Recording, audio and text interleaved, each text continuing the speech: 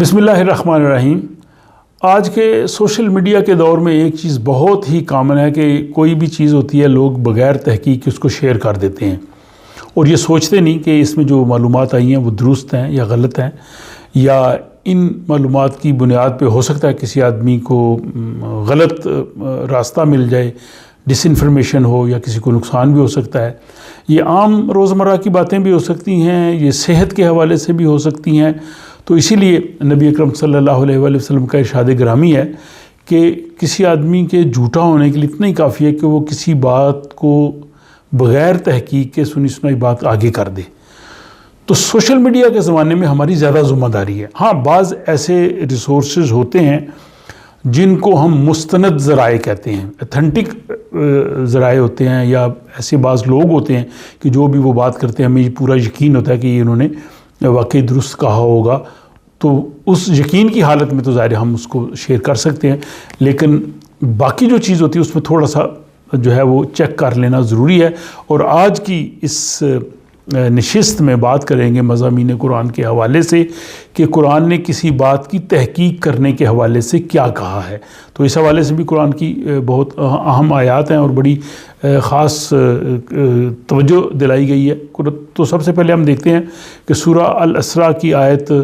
36 میں یہ کہا گیا ہے کہ جب تک کسی بات کی خود تحقیق نہ کر لو اس کے پیچھے مت لگو۔ تو جب تک آپ کو یقین نہ ہو، پتہ نہ ہو، آپ کو وہ چیز جو ہے اس طرح سے آگے نہیں پھیلانی چاہیے۔ اور پھر سورہ نور کی آیت 12 ہے اور سورہ حجرات اس کی آیت بھی 12 ہے۔ ان میں یہ کہا گیا ہے کہ لوگوں کے حوالے سے آپ حسن ظن سے کام لیں، یعنی آپ اچھا سوچیں، اور اگر کسی بھی جگہ پہ اگر دو چیزیں ہیں تو آپ اس میں سوچیں کہ نہیں، یہ جو اچھی بات ہے یہی ہو سکتی ہے، دوسروں کے بارے میں برا خیال یا گمان نہیں کرنا چاہیے۔ اور پھر سورہ نور میں یہ مضمون آیا، اس کی آیت 12 سے لے کے 16 تک، اس میں یہ کہا گیا ہے کہ جب بھی معاشرے میں کوئی بات سنو کسی دوسرے کے خلاف، یا جس میں کسی کی کردار کشی کی گئی ہو، یا کسی کے بارے میں کوئی بری باتیں، غلط باتیں کہی گئی ہوں، تو پہلا رد عمل یہ ہونا چاہیے کہ نہیں، ایسا نہیں ہو سکتا، میرا نہیں خیال، میں اس کو نہیں مانتا۔ اور پھر اس کے بعد یہ کہ اس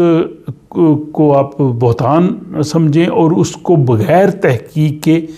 دوسروں کو مت پھیلائیں، آگے مت اس چیز کو لے کے جائیں، پردہ پوشی کریں۔ اور اس کے معنی بھی یہ ہیں کہ اگر کوئی ملزم ہے تو جب تک اس پہ جرم ثابت نہیں ہوتا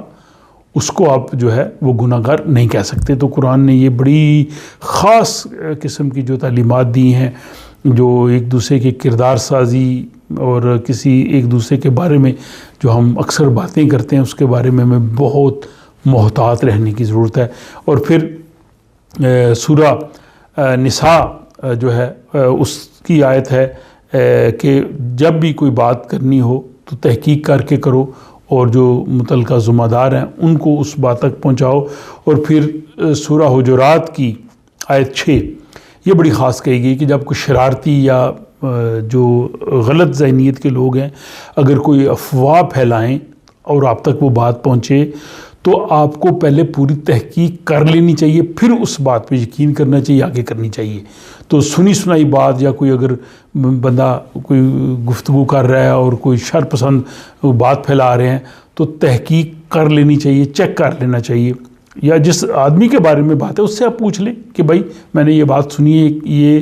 میں تو اس کو یقین نہیں کر رہا اور یہ اس طرح سے پہنچی ہے، تو آپ اس کی وضاحت کر دیں، وہ زیادہ بہتر ہے اس بات کو از خود آگے پھیلانے کے۔ اور اس میں آخری آیت آج کی اس ولاگ میں سورہ نساء کی آیت جو ہے وہ 148 ہے کہ مظلوم کے سوا کسی کو حق نہیں پہنچتا کہ وہ کسی کے خلاف یوں ہی جو ہے وہ بری باتیں کرتا پھرے۔ تو جس کے ساتھ ظلم ہوا ہے وہ ظاہر ہے وہ اپنا اس چیز کا حق رکھتا ہے، لیکن باقی کسی کو حق حاصل نہیں ہے کہ وہ اس طرح کی باتیں جو ہے وہ آگے پھیلاتا رہے۔ مجھے امید ہے کہ مضامین قرآن کے حوالے سے جو مختصر ولاگ ہیں جس میں قرآن کی آیات آپ کے سامنے حوالوں کے ساتھ پیش کی جاتی ہیں، یہ قرآن فہمی کے سلسلے میں بہت معاون ہوں گی۔ اس بارے میں اپنی رائے کا ضرور اظہار کیجیے اور اپنا خیال رکھیے۔ مجھے اجازت دیجیے، اللہ نگہبان۔